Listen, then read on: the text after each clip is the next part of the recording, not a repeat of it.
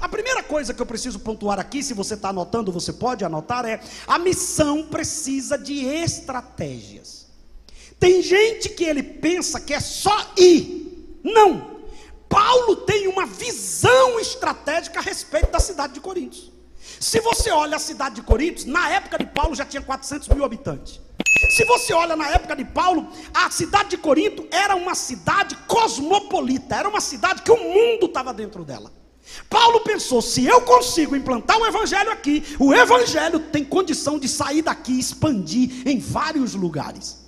Segundo, Paulo olha a razão social de Corinto. Corinto era uma cidade que tinha um comércio extraordinário. Ele percebia que várias pessoas passavam por Corinto, e ele estava dizendo, eu preciso colocar o evangelho aqui. O evangelho já está em Filipos, o evangelho já está em Tessalônica, o evangelho já está em Derbe, o evangelho já está em Listra, o evangelho já está em Icônio, e o evangelho precisa chegar em Corinto.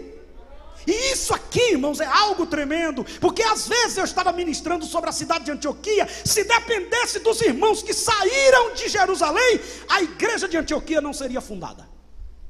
Eles não tinham noção, uma cidade com 500 mil de habitantes. Ele olhava e dizia, aqui não dá, aqui não tem judeu, aqui não tem gente que a gente acha. Por exemplo, tem irmãos na igreja que é como se Deus dependesse dele para salvar alguém. Eu concordo, esse aqui tem jeito, Deus vai salvar. Esse aqui não tem jeito, Deus não vai salvar. Não, Deus dá jeito a quem não tem jeito. Deus salva quem ninguém salvaria. Deus ama quem até a família desprezou. Eu costumo dizer que tem uns irmãos que ele é crente até a metade do culto, da metade do culto em diante ele é muçulmano. Como assim? Quando Deus usa quem ele concorda, eita glória! Quando Deus usa quem ele não concorda, ele fica, Alá, Alá, Alá, Alá não. Foi Jesus que salvou, foi Jesus que encheu, foi Jesus que levantou. Você pode não gostar do vaso, mas se o vaso está cheio de Deus, deixa o vaso ser usado. Visão estratégica, abrir a mente, lugares que você diz, aqui é interessante, eu preciso levar o evangelho aqui. E é isso que Paulo faz quando ele chega na cidade de Corinto. Existia uma questão moral na cidade de Corinto. A cidade de Corinto tinha a deusa Afrodite.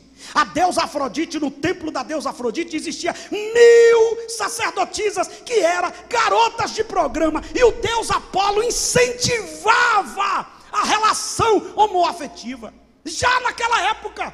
E Paulo chega com o evangelho. E eu vou dizer uma coisa aqui, todo mundo sabe disso. O evangelho tem o poder de mudar qualquer realidade. Eu costumo dizer que o evangelho é igual água. A água vem aqui, tem aqui um empecilho, ela não fica discutindo com o empecilho, ela contorna o empecilho e segue o caminho dela. Mas se o empecilho for muito grande e a água parar, ela não fica parada, ela vai infiltrando, infiltrando, infiltrando, infiltrando, infiltrando. Daqui a pouco ela leva o empecilho, arrebenta com tudo e passa por cima. Olhe para mim, um dos lugares mais fechados hoje para pregar o evangelho é a Coreia do Norte. Aí teve um missionário agora que a gente tem uma parceria, que ele está fazendo medicina na Rússia. Antes da guerra teve que voltar para poder entrar na Coreia do Norte, e ele entrou na Coreia do Norte. E eu perguntei para ele, tem crente na Coreia do Norte? Ele disse, pastor, eu encontrei até gente da guarda do perturbado que já se decidiu ao evangelho e está seguindo a Cristo. Ninguém segura o evangelho. O evangelho tem o poder de chegar no lugar e mudar a cultura do lugar. O evangelho pode fazer isso. E Paulo pensou, eu preciso colocar uma igreja em Corinto.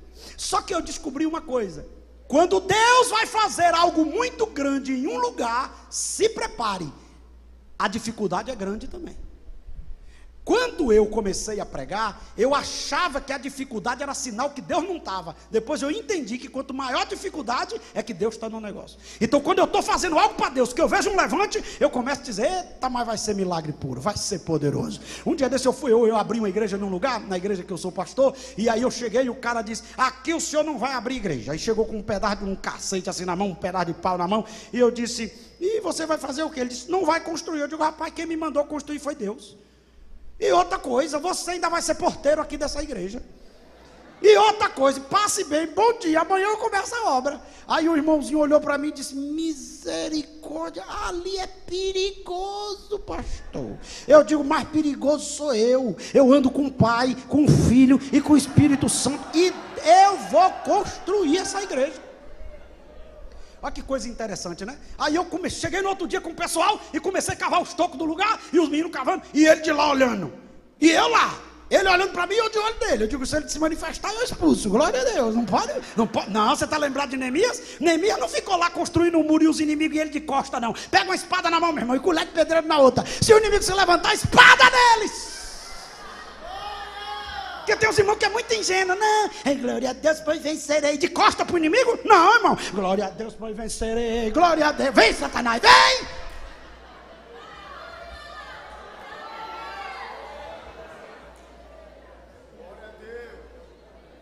Agora que coisa, eu levei um presbítero comigo, e o presbítero, em vez de me ajudar, quando eu olhei, estava atrás do carro escondido. Eu disse: meu filho, ele disse: pastor, é perigoso, eu tenho família. Eu digo: eu também tenho, mas eu tenho uma missão, e essa igreja vai ficar pronta. Começamos a construir a igreja. Aí quando passou uma semana, o irmão chegou para mim e disse: pastor, ele está com medo do senhor. Me procurou e perguntou para mim: quem é aquele homem? Eu disse: meu pastor. Não, eu quero saber quem é ele. O cara chegou para mim, olhou dentro dos meus olhos e disse que vai construir a igreja. E eu tento me levantar, eu tento articular, eu tento planejar, e dá tudo errado. Tem alguma coisa na vida deste homem. Você tem que ser estratégico. Eu amo Davi, porque Davi, quando assume o trono, Davi olhou e disse o quê? Jerusalém é o lugar mais estratégico. Isso aqui tem que ser de Deus. Irmão, diz Josué, até Davi, Jerusalém era Jebus. Quem já teve o privilégio, como eu tive em algumas vezes em Jerusalém, a pessoa mais importante de Jerusalém não é Jesus, é Davi. É a cidade de Davi, porque ele não acredita em Jesus como Messias. A gente quer conhecer o túmulo de Jesus, mas o judeu quer ficar no túmulo de Davi. Agora o que foi que Davi fez? O Jebuseu dizia: ninguém entra. Davi olhava e dizia: o melhor dessa terra é para o meu Deus, a gente vai tomar isso aqui. E tomou. Deus gostou tanto da ideia, que a Bíblia diz que quando Deus fizer todo o procedimento escatológico, vai descer a nova Jerusalém. Pegue na mão do seu irmão e diga: o melhor lugar dessa cidade tem que ser para Deus, irmão. O lugar mais estratégico tem que ser para Deus. O melhor lugar onde Deus te colocou tem que ser para Deus. Eu recebo autoridade para profetizar essa noite. Deus vai te dar estratégia para comprar os lugares estratégicos onde Ele te colocou.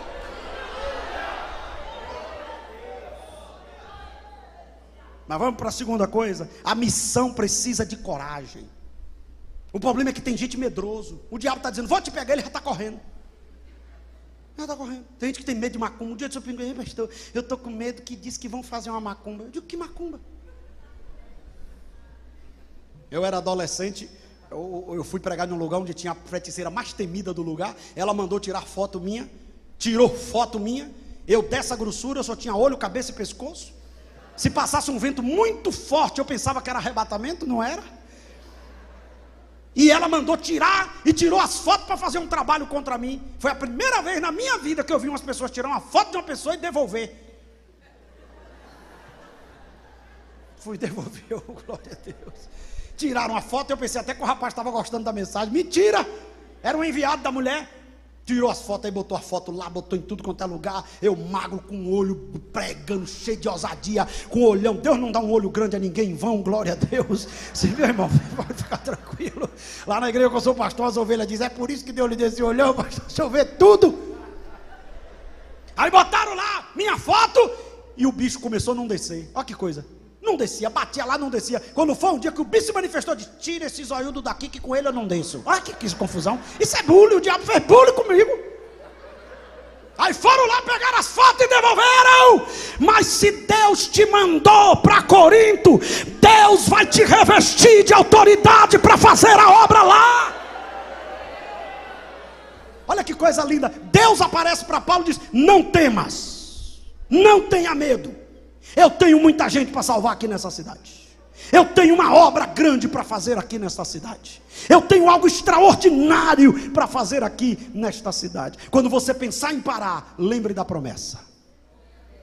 Vamos para a Bíblia? O texto diz assim: e Abraão creu contra a esperança e foi fortalecido na fé, dando glória a Deus. Eu vou lhe dizer mais ou menos como era. Abraão olhava para ele mesmo e dizia: estou acabado, mas a promessa está de pé. Glória a Deus, glória a Deus, glória a Deus.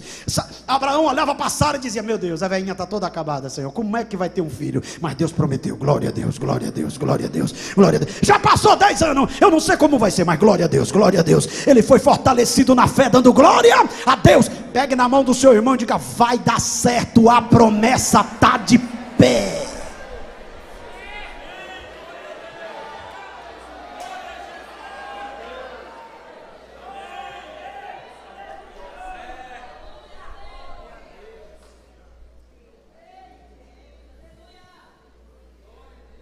Repita comigo isso, diga: muitos. Está fraco, né? Sim. Vamos ver quem é que está desanimado, se é os homens ou se é as mulheres. As mulheres: muitos. Os homens: muitos. E as irmãs estão olhando para mim dizendo: pede para a gente falar de novo, pastor. Mulher gosta de disputa, elas saem tudo rouca, mas ganha, quer ver? As mulheres, de novo: muitos. E diga que elas não ganhou. Tem duas coisas que a mulher gosta de ouvir: eu te amo e você está certa. Glória a Deus. Diga: muitos rejeitaram, mas teve quem aceitou. Olhe para o seu irmão e diga: no dia que o desânimo bater na sua porta, por causa de inimigos, lembre daqueles que foram alcançados através da sua vida.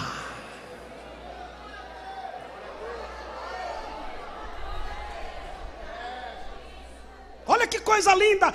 Paulo daqui a pouco diz: vocês querem ficar? Fiquem, estou indo. Aí o texto diz: e Crispo, o principal da sinagoga, o dirigente da sinagoga, olhou para Paulo e diz: eles não querem, mas eu entrego a minha vida a Cristo. 1 Coríntios 1,14. Crispo foi batizado.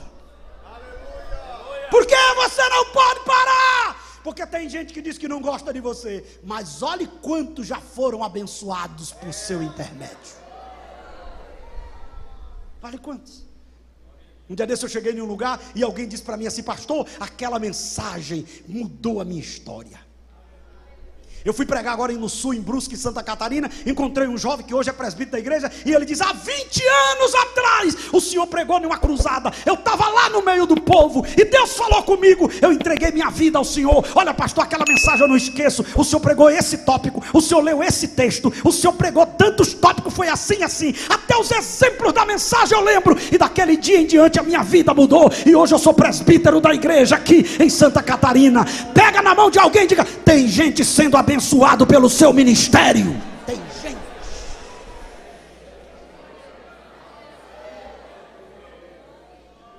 Glória a Deus. Em quarto lugar, diga comigo: sempre tem alguém para ajudar. O problema é que a gente fica olhando só para quem quer atrapalhar. O problema é esse. Olha, irmão, tem gente que não gosta de mim, mas os que gostam é mais do que não gosta. E eu deixo quem não gosta e fico aqui: oh glória, aleluia. Quem gosta lá, liga. Tem gente que fica olhando: olha lá, eu estou aqui pregando, ele não está gostando. Sangue de Jesus tem poder. Você vai se atribular, você vai morrer de coração. Sabe por quê? Nem Jesus conseguiu agradar a todos. Um dia desse um irmão disse para mim: pastor, eu estou horrorizado. Eu estava pregando, uma irmã pegou a Bíblia e foi embora. Eu digo: só uma? Ele disse: só uma endemoniada. Eu digo: dê glória a Deus que o verbo encarnado, a palavra revelada, estava pregando na cruzada, e o povo levantou e foi embora, só ficou os discípulos. E Jesus estava tão zangado que Pedro ainda chegou e disse: Senhor, maneira aí que o povo está indo embora. Jesus olhou e disse: quer ir também não? Você está pensando que tem dia que a gente está flor que se cheira, irmão? Tem dia que a gente está zangado, quer ir também não? Sabe o que Jesus estava dizendo? Pode ir embora, mas a mensagem eu não mudo para agradar ninguém. Pode ir embora, eu tenho uma missão a cumprir.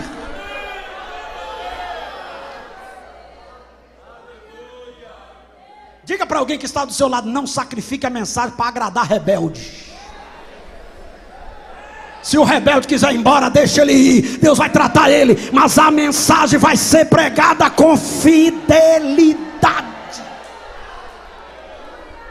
Olhe para mim, foi um bocado de gente embora. Crispo aceitou, mas Deus mandou reforço. Quem foi o reforço? Priscila e Áquila. Teve lá um decreto do imperador e eles vieram parar cá. E Paulo estava dizendo: meu Deus, era a ajuda que eu precisava. Digo uma palavra esta noite como profecia: Deus está mandando reforço para você aonde Ele te colocou.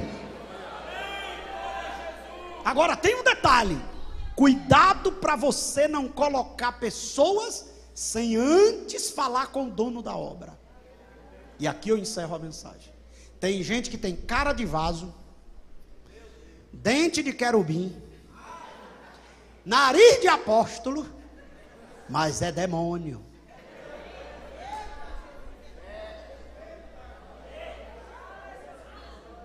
Cuidado com esse tipo de gente que ainda bem não te conhece. Querido, que honra. Um dia desse eu cheguei num lugar, irmão, disse: é uma honra inenarrável te encontrar. Eu digo: saia desse corpo. Saia desse corpo. Você não me conhece? Que honra inenarrável é essa?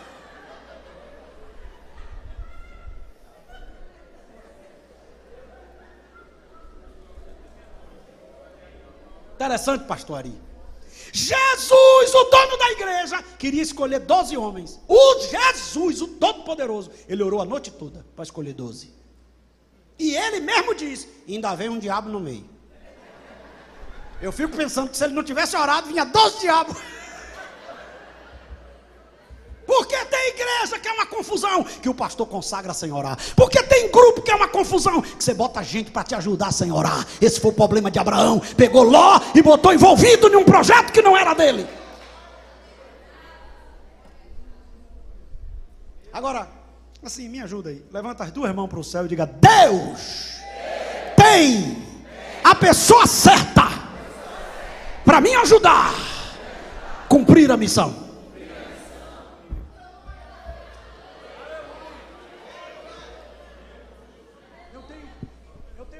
Sobre Mateus, que ele diz assim: a seara é, e os trabalhadores, bota qualquer um. Não, fale com o dono da obra. Ele tem a pessoa certa para te ajudar. Eu dirigi uma igreja que tinha um tocador pirracento. Ele só ia afinar o instrumento na hora do culto. Tom, tom, tom, tom, tom. Eu dizia: meu filho, chegue mais cedo. Ele: só tem eu, pastor, me suporte. Eu já estava a ponto de dar um nocaute nele. Quase. Teve dia que eu já disse: Jesus, tem misericórdia. Um dia eu me zanguei. 19 anos. Tinha casado. 19 anos. Minha mulher tinha 18. Aí ela acordou 2 da manhã. Tá eu de paletó, gravata. Ela olhou e disse: misericórdia. Tu vai para onde? Eu digo: para uma audiência. Ela disse: uma hora dessa. Eu digo: me disseram que a fila é menor. Eu morava num quartinho assim, quando eu abri a porta já saía no púlpito. Eu digo: minha filha, vá dormir, deixe que é um negócio aqui. Eu marquei uma audiência hoje. Dobrei o joelho, passei 3 horas. Digo: Deus, eu estou a ponto de dar um murro naquele rapaz. Ele está me pirraçando e está atrapalhando a tua obra. E eu quero que o Senhor mande as pessoas para me ajudar aqui. Ele está atrapalhando. Irmão, 15 dias depois, chorei 3 horas de relógio, voltei e fui dormir. 15 dias depois eu recebi uma carta. Assembleia de Deus, Belenzinho, São Paulo. Apresento a igreja fulano de tal, aonde eu era pastor. O irmão fulano de tal. Eu digo: amém. Mas Deus foi tão detalhista que embaixo estava escrito: o irmão é baixista, o outro era baterista e o outro era guitarrista. Assinado, pastor José Wellington. Eu digo: eita glória. Não disse nada. Chamei ele e disse: meu filho, Deus te mandou aqui. Ele disse: Deus também falou comigo, pastor, que tinha um homem sofrendo. Eu digo: é eu. Olha que coisa. Estava faltando o tecladista e estava faltando a cantora. Coloquei ele. Coloquei os meninos. Eu nunca vi uns camaradas servos daquele. Antes de começar o culto, ele já estava. O culto começava às 6h30, ele estava às 6. Eu marcava um matutino 5 da manhã, eles chegavam 4h30. E o do Tonton chegava atrasado. Quando chegava, eu digo: banco de reserva. senhor quer dizer que eu não vou tocar? Eu digo, não estou dizendo, eu estou dizendo que quando você chegar atrasado, você não toca. E eu chegava por menino e dizia, chega cedo, capricha. Pastor, mas isso não pode fazer. Eu aprendi com Jesus. Jesus mandou Moisés ir tirar o povo, foi na frente e disse a Faraó, não libera. Está escrito na Bíblia. Eu dizia, capricha, chega cedo.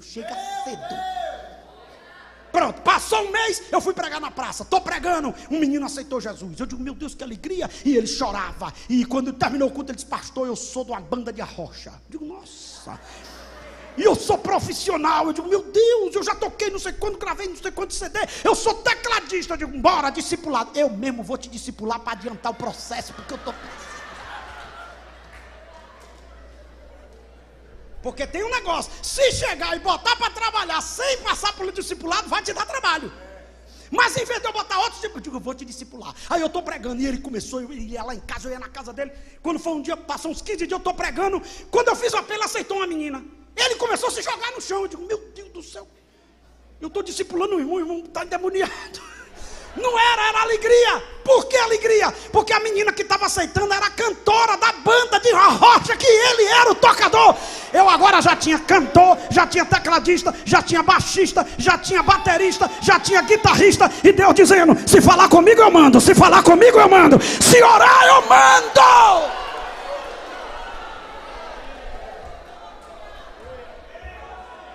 Eu encerro essa mensagem esta noite pedindo a você para fazer algo aqui. Pegue na mão de alguém e diga, não se desespere pelas dificuldades que você está atravessando.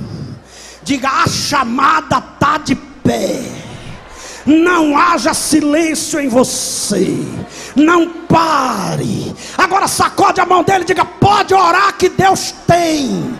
Deus tem. E eu digo nesta noite com autoridade, está chegando reforço, está chegando ajuda, está chegando livramento.